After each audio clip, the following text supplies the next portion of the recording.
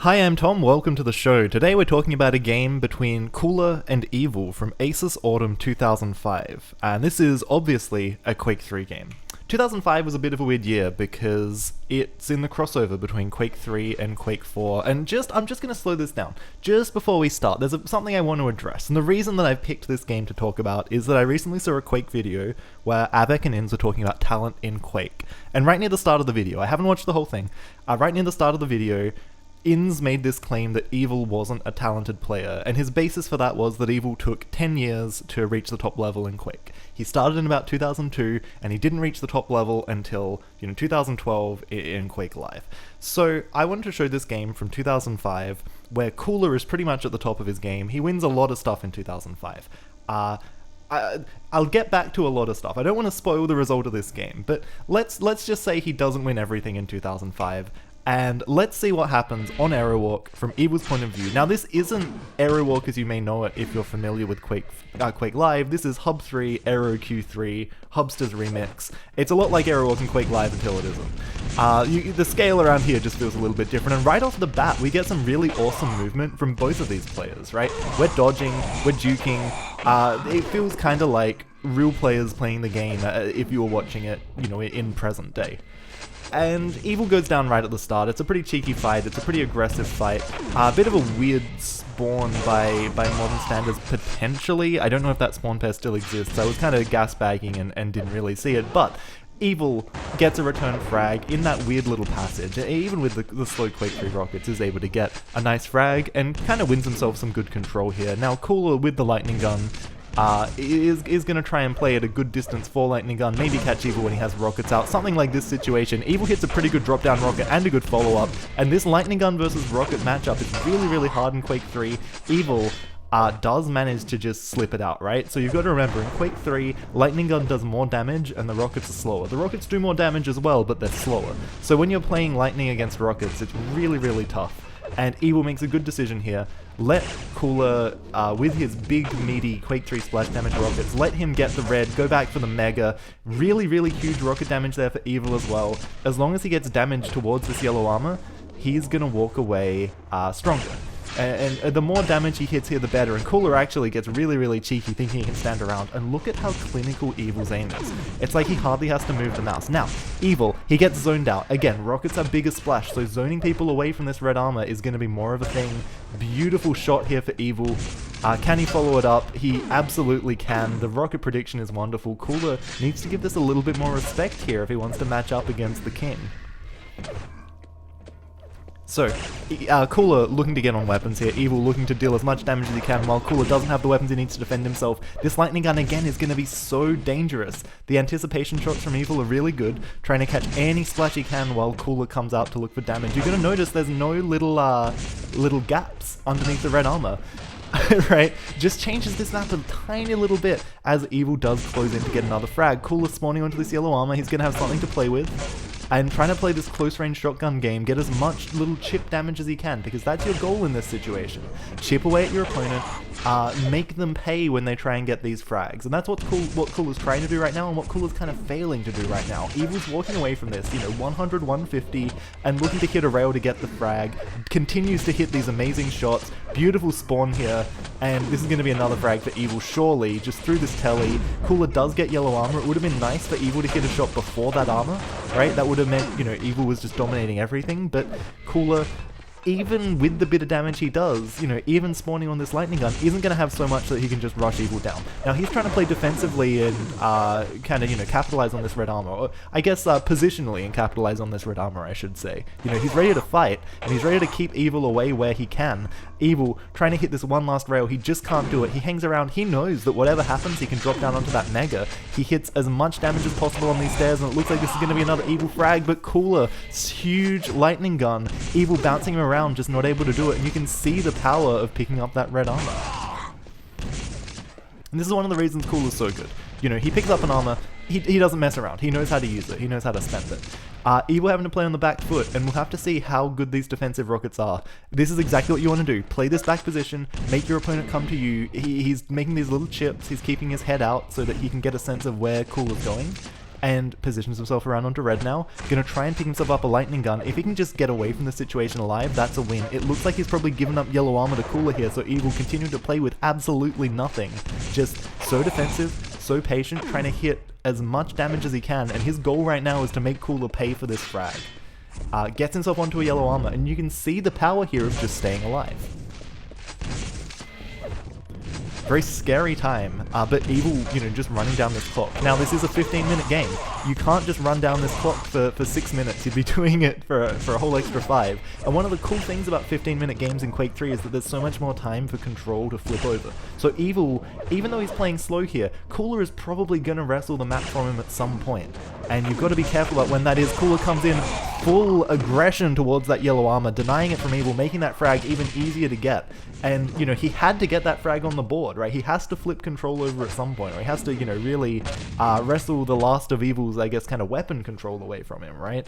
And now putting Evil back with nothing, just the rockets to defend himself, but those Evil rockets are going to be scary. Evil very, very cautious in trying to hit as much damage as possible. Cooler with the railgun out. Evil knows that's his sign to go in. That's a very favorable weapon matchup, especially when you hit rockets like Evil. Cooler, again, loving this yellow armor. Evil a little bit sloppy, I think, with how he dropped in there. A little bit greedy, maybe. A little bit thoughtless, a little bit careless. He's going to be very safe up here, though. No little lips. Cooler has to commit so much more to the stairs. Evil does go down, and Cooler takes no damage, but the red armor is denied, so Cooler won't have much armor. Beautiful rocket there for Evil, right? Even though this situation's really dicey, that one beautiful rocket, that should have told Cooler he couldn't go in towards the yellow like that. Cooler does it anyway. He respawns onto lightning gun, which is fine. So he's going to keep Evil away from red. Evil doesn't just get free reign of the map, but Evil needs to take something. He needs some armor here. Looking for that really, really tight angle where you hit them while they jump over to red. That's pretty cool. And Cooler, no rail to his name, so Evil can try and play this position to his advantage. He doesn't want to keep taking this fight in the passage, right? He wants the distance game right now while he has this rail advantage. Actually gets in close to Cooler there. Cooler comes through. Surely would have been railable in that situation, or it must have been close. And Evil, how does he get on this next item? It would be great if it could be this yellow, but it looks like Cooler's got the pressure on this whole side of the map, making sure Evil can't cross over easily. Evil missing up, making a small movement error that actually has a huge consequence, because that means Cooler probably gets that red for free if he was there. Kind of missed where Cooler went there. He was at lightning gun. Did he come around and drop down? I'm not sure.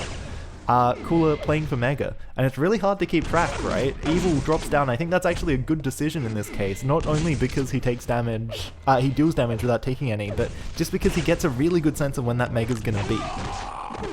He goes down again, but I feel like he's starting to get his grip back on this map. Cooler aiming really solidly, playing really solidly, and continuing to clean up these spawn frags. Arrow walk, it's probably... There's room for tactics on arrow walk, right? There's room for good decisions and good plays, but it's probably, like 90% rails and spawn frags, which should mean that Evil has a great advantage with how he's hitting these rails.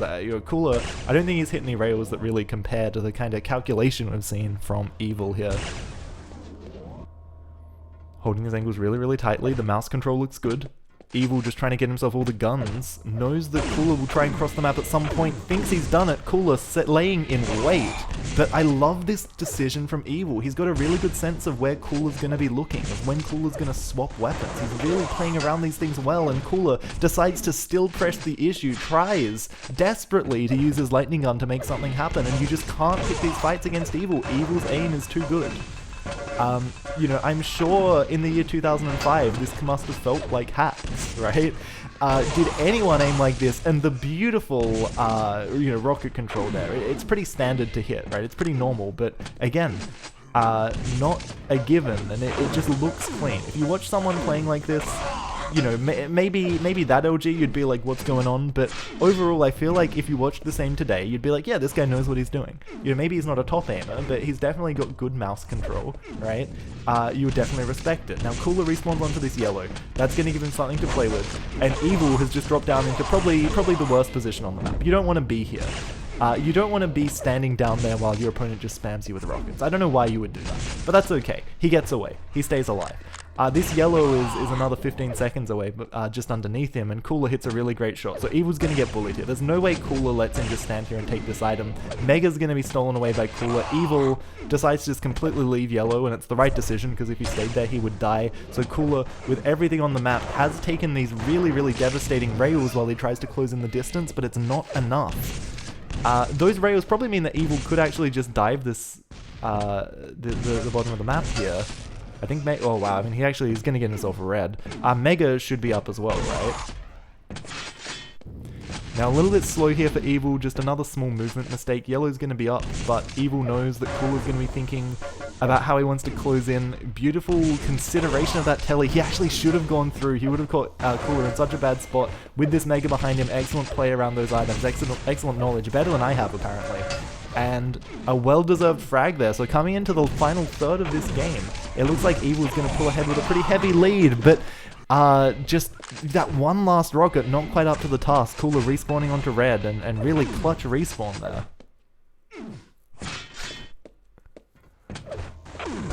Cooler, great pressure with the lightning gun, but again, one rail just decimates your stack.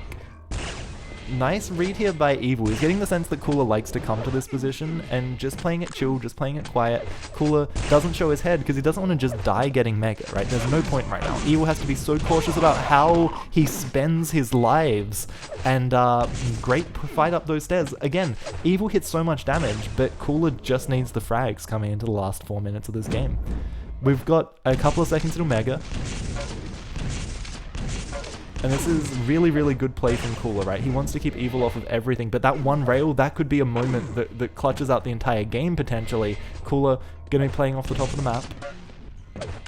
Mega comes up, and Evil, he just goes for it. Cooler can't get around the corner with the lightning gun quickly enough, tries to come out through the telly with the rail out, but unable to connect with anything. So Evil's going to maintain this position, maintain his damage advantage, and just this little bit of splash, these grenades. Cooler surely can't stay here, looks for the most desperate rail angle he can put together, and the cheekiest rail angle he can put together. No greats here, so Evil doesn't really have much information, comes through into the rockets and doesn't even care, and what a bad spawn for Cooler, right into the spawn frag at probably the worst possible moment. Great rocket here. This probably wins Mega for Cooler. Evil, I don't know if he even wants damage. Cooler just wants to keep this pressure on, and this is great. This is really, really great. He knows that he's got Evil zoned out here. You know, free Mega. Well, mostly free. He took a bit of damage kind of maneuvering around it. And Cooler goes in. He wants this fight on these stairs. A beautiful follow-up rocket. Amazing pressure here. Cooler giving Evil no room to breathe, even. Excellent. And at the end of the day, you know, Cooler has to try and make something happen, and that means that he's going to be in these vulnerable situations where he can just kind of get farmed. He's looking for these rails, and Evil able to take advantage of that. And I think, as I said earlier, right, Evil does a really good job of knowing which direction Cooler's going to be looking in, which weapon he's going to have out, when he's going to swap weapons. His combat sense is really just a step ahead here, it feels. The kinds of catches he's gotten have been really impressive, and the kinds of things, you know, again, I would associate maybe more with slightly later players. So, closing out this game, 5 frags in it, definitely still plenty of plays for Cooler, but he just doesn't have the stack, he doesn't have the, you know, the big advantage he needs. Now, Evil is quite low here, Cooler with the red, but he eats a rail and a grenade and another rail to close it out. And Evil just gets a nice little victory lap here, reminding us that, you know, maybe he actually is a bit of a top-level player in the year 2005. Now, I think I said before, I can't remember how much I got into this, but 2005 is a messy year. This is the crossover point between Quake 3 and Quake 4, so Cooler was also playing a Quake 4 tournament at this event. Maybe you can argue this isn't peak Cooler, but I think being able to beat Cooler at all, let alone by such a margin, in a year when Cooler won lots of stuff, and there were Quake 3 tournaments as well. Cooler was winning Quake 3 tournaments in this year. So, you know, I don't know how you can say you're beating Cooler in Cooler's prime and you're not a top player. It seems like a bit of an outlandish claim to me. And this isn't the only time he did it. 2004, 2005, Russian LANs, Evil beats Cooler in grand finals. So, you know, respect goes to Evil. Fantastic player, fantastic gamer, really great mechanics, very, very talented, in my opinion. You know, I don't like to disagree with Avek. Avek, yeah, I have a lot of respect for as a player, but in this instance, I think I do have to disagree. And I think this is a really fun example of what Evil can do. And it's definitely not the, you know, the most tactical game of Quake. It's definitely not the highest skill game of Quake I've ever seen, but it's a great display of what Evil does really well, which is just mechanically understand the game, understand, you know, how to close gaps, understand how to hit rockets at ranges where people don't expect you to hit rockets. He's a good player, okay? And I wanted to showcase this on this channel just in case other people have seen that same Quake video and were walking away from it thinking that, you know, maybe Evil wasn't a great player during the 2000s. Now, as to why Evil didn't travel internationally and compete in as many tournaments, I don't know. If anyone does have any insight into that, I would love to hear it. You know, especially maybe any Russian players that kind of actually know these guys and have a bit of insight. I think Evil is a little bit younger than Cooler, so maybe Evil just didn't have the means to travel in the early 2000s, so he only played Russian tournaments. But when he played those tournaments, oh boy, did he beat people who were traveling internationally and competing. But yeah, you know, like, all I have to go on are demos like this. There are definitely games when Evil loses to these guys, but he seems very competitive with them, so I would love to know people's perspectives on it. Was Evil a top player? Were these just like weird freak anomaly games and every other match he lost? If you're a Russian player from back in that era, I would love to hear, or if you know people from back in that era, I would love to hear what was going on. Feel free to leave comments in Russian. I know some people that can translate. So, this was a match. In conclusion, Evil, very, very, very talented player, in my opinion, and no disrespect meant to Avek and Ins, love what they're doing for Quake, but also just got very inspired to talk about this game following what they said. So thank you very much for tuning in. This is another wonderful classic Quake retrospective. Be sure to tune in for more. I'm Tom, and I'll catch you next time.